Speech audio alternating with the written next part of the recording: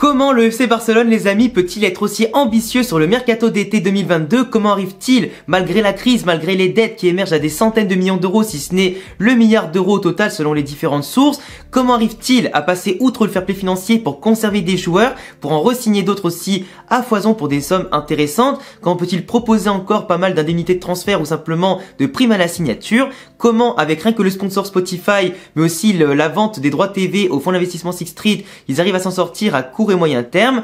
Est-ce qu'à long terme le Barça peut couler? Est-il en danger? Est-il en train de jouer à un jeu dangereux mais finalement un jeu qui lui plaît? On va analyser aujourd'hui, les amis, dans cette vidéo, non pas le Real Madrid comme d'habitude, mais bien le FC Barcelone, son économie, sa stratégie financière et surtout le fait qu'ils arrivent aujourd'hui à sortir la tête de l'eau pour reconstruire un projet sportif intéressant. Mais bien sûr qui ne sera pas sans risque. Et je vous rappelle, les amis, que si vous êtes fan du football et surtout du football espagnol, cette chaîne est faite pour vous, que vous soyez fan du Real, du Barça, Villarreal, Atlético, Valence, Séville, etc.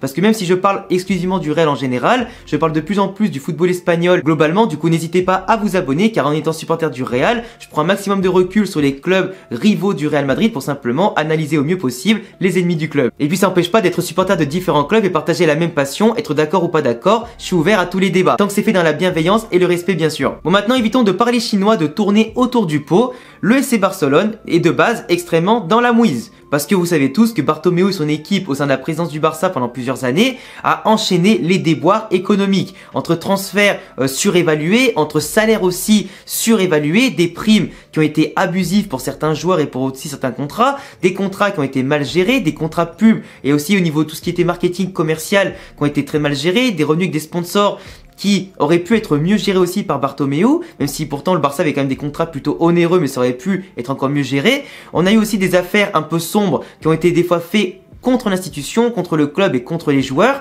qui ont, bien sûr, au niveau des médias, etc., sali l'image du Barça, qui l'ont impacté aussi au niveau commercial. Le fait aussi que pendant la crise Covid, le Barça a dû faire beaucoup de sacrifices, en a pris plein la tronche, n'a pas eu la même gestion aussi efficace que le Real Madrid, par exemple, qui est un des seuls clubs en Europe à sortir dans le vert de cette période Covid-19. De l'autre côté, le FC Barcelone a aussi eu des embrouilles de certains clubs, qui a du coup aussi écorné un peu son image, mais le Barça aussi, surtout, qui a dû demander à ses joueurs de faire des coupes salariales, des coupes budgétaires aussi au niveau de son club pour rentrer dans ses clous. Le Barça qui était du coup en proie au fair play financier autant européen que la Liga, qui leur a imposé des mesures strictes, qui leur ont empêché pendant un certain temps de faire toutes les mesures et les stratégies sportives qu'ils voulaient appliquer. Sauf que c'est normal, à force de jouer avec notamment les jauges et surpayer tes joueurs et forcément ne plus avoir d'argent qui rentre ou plus autant qu'avant, bah forcément tu te mets en danger. Et même le fait d'avoir perdu Messi et son immense salaire, certes ça a aidé un peu le Barça, mais finalement ça n'a pas réglé toutes les solutions à tous les niveaux. Car encore aujourd'hui le Barça a des centaines de millions d'euros de salaire à verser à ses joueurs et employés, a encore des dettes à court terme avec des clubs pour des transferts qui sont pas encore finis d'être payés.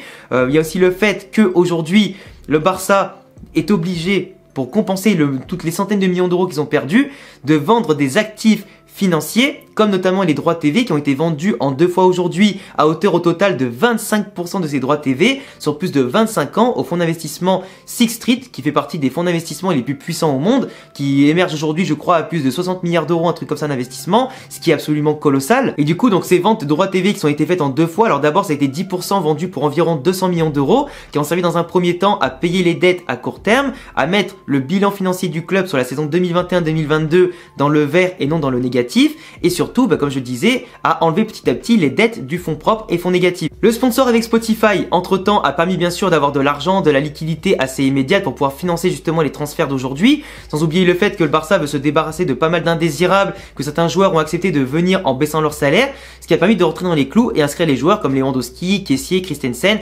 etc. Mais eux qui ont dû, pour certains, patienter un peu quelques semaines, le temps que certains joueurs partent du Barça, que les coupes budgétaires se fassent, etc. Pour aussi, pourquoi pas, signer encore une fois Ousmane Dembélé et tout ça. Mais le Barça aujourd'hui a revendu encore une fois à Sixth Street 15% de plus, qui fait donc 25% par rapport aux 10% de base contre 200 millions. Cette fois-ci, ils ont récupéré entre 350 et 400 millions d'euros pour les 15% d'après. Ce qui du coup offre au Barça un pactole de plus de 600 à 700 voire 800 millions d'euros si tu comptes Spotify, ce qui est absolument énorme. Mais du coup, aujourd'hui, le Barça, certes, a de l'argent à court terme qui va fondre comme neige au soleil par rapport aux investissements du mercato, par rapport aux salaires impayés, les dettes avec les autres clubs et aussi surtout les dettes par rapport à tout ce qu'ils ont pu contracter au niveau des prêts. Faut aussi savoir que le Barça est sur le point de construire un nouveau stade, que du coup il y a un gros budget à avoir pour le Barça, avec bien sûr un autre prêt qui sera fait, des investisseurs qui pourront aider éventuellement à créer le nouveau stade du FC Barcelone, ou du moins aménager celui qu'ils veulent. Et forcément, il faut préparer aussi économiquement à court moyen terme cet argent-là. Le Barça n'avait pas cet argent, on avait un peu marre en tout cas du Camp Nou qui n'était pas assez moderne pour eux. Donc forcément aujourd'hui le Barça cherche à recréer des infrastructures qui soient viables à tous les niveaux, au niveau du stade, mais aussi au niveau de l'effectif, qui après une saison blanche et catastrophique, après l'élimination carrément en Europa League contre Francfort, a nécessité aujourd'hui un cycle gagnant, un cycle permanent avec des joueurs jeunes d'avenir comme des Rafinha, des joueurs d'expérience comme Lewandowski et des joueurs très intéressants comme Christensen et Kessié qui vont apporter à toutes les lignes des joueurs qui sont exceptionnels, qui peuvent apporter vraiment une plus-value au Barça au niveau sportif et économique et qui vont permettre pourquoi pas de redorer un peu le blason de l'institution au niveau sportif, relever la tête au niveau de l'Espagne et de l'Europe et lutter surtout sur tous les tableaux. Et du coup le gros problème qui vient se passer aujourd'hui avec la vente des droits TV, c'est qu'aujourd'hui vous savez que le Barça et le Real sont les clubs en Espagne qui gagnent le plus de droits TV. Ils émergent environ à 150, 160 millions voire plus tous les ans grâce aux droits TV. En Angleterre c'est bien sûr bien plus parce qu'en Angleterre ils ont des contrats un peu plus développés pour la première ligue etc. Ou même là-bas les clubs les plus petits gagnent peut-être l'équivalent de ce que remportent le Real et le Barça en étant dans les premiers de Liga tout le temps, tu vois. Et les clubs les plus riches et les plus puissants. Sauf qu'en Espagne du coup 160 millions, si tu cumules ça sur les 25 ans où le Barça a hypothéqué 25% de ses droits TV, en fait c'est énorme. C'est énorme. Et si vous faites le calcul, 165 millions fois 25, on tombe à 4 milliards d'euros. C'est énorme. 4 milliards 125 millions pour être précis. Et de l'autre côté, en fait, le problème c'est que du coup, tu sais que là sur 25 ans, tu gagnes 4 milliards, ok, c'est énorme. Et encore, ça peut même être plus par rapport à la Ligue des Champions, etc. et tout ça. Mais globalement, le Barça a sacrifié tous ses droits TV. Donc moi, je te donne vraiment les droits TV qu'il y a en Espagne, mais j'ai même pas cumulé ce qu'il y a en Europe, en plus. Donc t'imagines que du coup, on dépasserait au-delà les 4 milliards. Le Barça va devoir reverser à Sixth Street pendant 25 ans, du coup, l'équivalent de 1,5 milliard, voire 2 milliards à cette entreprise-là. 2 milliards, c'est énorme. Quand tu es dans un football aujourd'hui, on voit la crise économique où il y a les actifs financiers de part et d'autre, que ce soit la bourse, que ce soit l'immobilier, que ce soit les crypto-monnaies, etc. Tout s'écroule petit à petit à cause de l'inflation. Donc tu te rends compte que sur 25 ans, perdre 2 à 3 milliards d'euros, c'est phénoménal. Et le Barça, du coup, aujourd'hui, a décidé de gagner beaucoup moins d'argent les prochaines années pour construire un effectif qui soit correct et intéressant. Mais imagine un truc. Si le Barça avec cet effectif-là, ne remporte pas de Ligue des Champions, ne remporte pas beaucoup de Liga, se retrouve distancé par le Real, et pourquoi pas par l'Atlético Madrid qui peut émerger un peu plus, ce serait grave. Ce serait en trop une stratégie à haut risque, basée bien sûr sur les jeunes qui sont en train d'émerger comme Fati, comme Pedri, comme Gavi, etc. Mais aussi sur les investissements qui ont été faits parce que le Barça depuis maintenant 2014-2015 fait des investissements colossaux. Un des clubs les plus dépensés sur le mercato avec les clubs anglais comme City ou après encore en France avec Paris. Mais vraiment le Barça a une stratégie aujourd'hui qui est un petit peu tourné sur le tout pour le tout.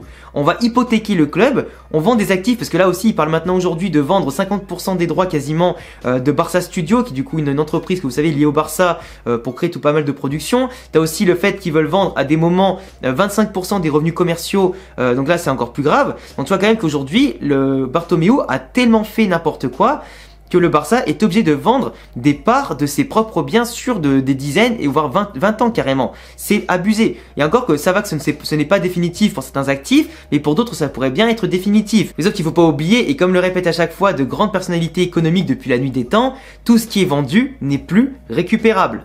Dans le sens où si tu vends ton actif, tu vas devoir douiller pour les récupérer à hauteur des fois de 2 fois voire 3 fois son prix. Parce que les gens sont pas fous, ils récupèrent des parts du Barça, ou du moins des parts de ses activités commerciales, etc.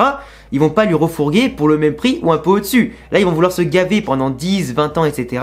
Après, pour les récupérer, c'est compliqué. Là, pour le coup, des droits de TV, c'est juste sur 25 ans, après ça revient au Barça. Du coup, jusqu'à 2047, le Barça est amputé du quart de ses droits TV. Ce qui, par moment, pouvait quand même beaucoup l'aider à finir, bien sûr, les saisons dans le vert, à acheter certains joueurs à la fin de saison, ou payer les salaires. On se rend pas compte de la manne financière que ça représente. C'est absolument énorme, encore plus quand tu traverses des saisons comme ça où le Barça va être éliminé avant même les huitièmes de finale de la Ligue des Champions. Du coup, il y a un manque à gagner pareil qui est phénoménal. Quand tu es reversé en Europa League et qu'en plus tu la gagnes pas, tu as un manque à gagner qui est énorme. Quand en plus tu enchaînes les déboires en Copa del Rey, en Super Coupe d'Espagne ou en Liga, bah forcément le manque à gagner du Barça rien qu'au niveau droit TV, il va être énorme, mais en plus au niveau sportif peut être énorme. Du coup, si le Barça ne sort pas la tête de l'eau avec un nouvel effectif qui a été remodelé selon les volontés de Xavi en faisant un effort financier colossal à court terme, c'est compliqué. Surtout qu'en plus, le Barça ne pourra pas lutter contre le fair play financier. Ils doivent normalement vendre Frenkie de Jong pour pouvoir réguler les salaires, etc. Mais t'imagines que Frenkie de Jong, ça serait minimum 80 millions d'euros qui rentreraient. Et apparemment, en interne, ils font tout pour dégager Frenkie de Jong,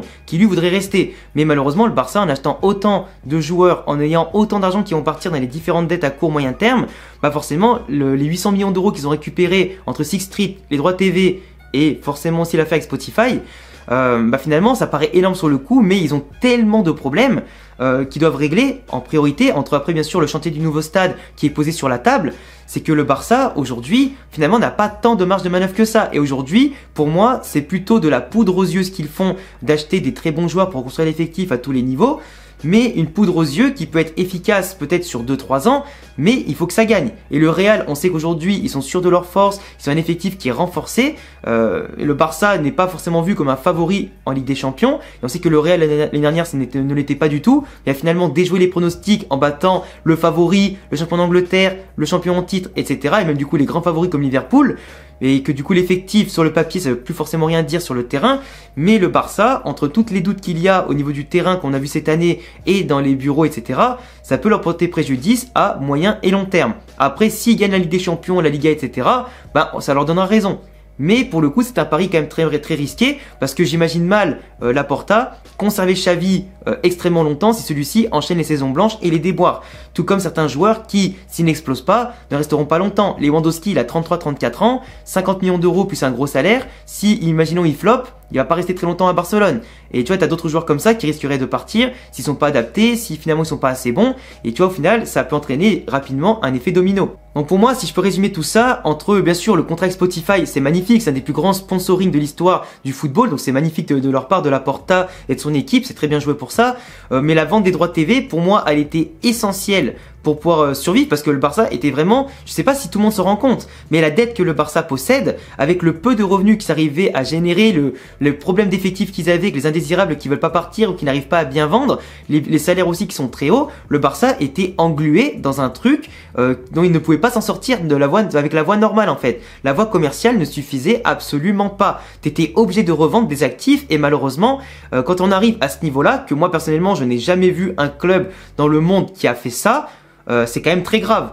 Que vous soyez supporter du Real, du Barça, etc., vous pouvez comprendre que c'est un énorme problème. Si le Barça venait un jour à disparaître, parce que ça peut arriver, hein, qu'un grand club un jour coule pour mauvaise gestion, et surtout que évidemment ça rapporte plus d'argent peut-être, si un jour le Barça coule, ça veut dire que le niveau en Espagne globalement va énormément chuter, que les revenus commerciaux pour l'ensemble des clubs espagnols, droits TV, etc., vont être fortement dévalués, tout comme les sponsors. Et de l'autre côté, bah forcément, si une Liga est dévaluée, ça veut dire qu'on va perdre beaucoup de valeur par rapport à la Première Ligue, la Serie A, etc. Bon, on n'arrivera pas sûrement à un niveau un jour où la Liga nous passera devant avec la Liga, mais la Liga, si on perd le Barça un jour, ou si le Barça vient à être de plus en plus faible avec le temps, pour X raisons, ça serait problématique. Déjà pour la rivalité avec le Real Madrid, ça poserait problème. Pour la compétitivité, ça pose problème. Et pour tout le reste que j'ai cité avant, ça pose problème. Du coup, c'est nécessaire que des clubs comme l'Atlético, que le Real, que Séville et le Barça restent au top du top au niveau économique et sportif pour le bien de la compétition, mais aussi pour faire briller l'Espagne au niveau européen dans toutes les compétitions. Pas passer pour la risée de l'Europe à chaque fois en se faisant défoncer par tout le monde. Du coup, pour moi qui ne suis pas supporter du Barça, en étant supporter du Real, franchement, je vois aujourd'hui une bonne possibilité pour le Barça de rivaliser au niveau sportif, mais après, à long terme, comme je le disais, économiquement, c'est pas la bonne chose. Faut espérer vraiment que ça leur apporte beaucoup, parce que pour moi, ça c'est vraiment un truc de fou. Et encore une fois, je le répète, je n'ai jamais vu un club de foot vendre autant de ses parts à tous les levels, parce que je pense qu'ils sont trop sûrs d'eux, mais malheureusement, il n'y avait pas le choix à cause de Bartomeu qui a tout niqué. Et vraiment, celui-ci a du sang sur les mains pour tout le mal qu'il a fait à l'institution Barça. Aujourd'hui, Laporta doit payer les pots cassés, et malheureusement, c'est lui qui gère tout d'une main de maître, et franchement, je le félicite pour avoir encore les coronesses et les épaules de gérer tout ça. Et c'est pas pour rien qu'il y a encore des brouilles avec les capitaines de l'effectif, etc., qui eux, peut-être se rendent pas forcément compte encore de la gravité de la situation. Peut-être que Piqué un peu plus, c'est un grand chef d'entreprise, mais vraiment, le Barça, j'espère que jamais le Real n'aura à vivre une situation économique pareille, parce que c'est très compliqué. Et encore plus quand tu as des volontés de reconstruire un stade à côté, de faire en tout cas pas mal de choses, et enfin c'est compliqué quoi. Enfin voilà les gars, en tout cas c'est tout pour cette vidéo. Je sais pas si elle était un petit peu trop longue ou quoi, mais je voulais vraiment m'attarder sur tous les détails de cette affaire, de l'économie du Barça, de l'analyse qu'on pouvait en tirer. Après, c'est à vous de me faire en tout cas vos avis, enfin part de vos avis dans les commentaires, me dire si vous êtes d'accord ou pas d'accord.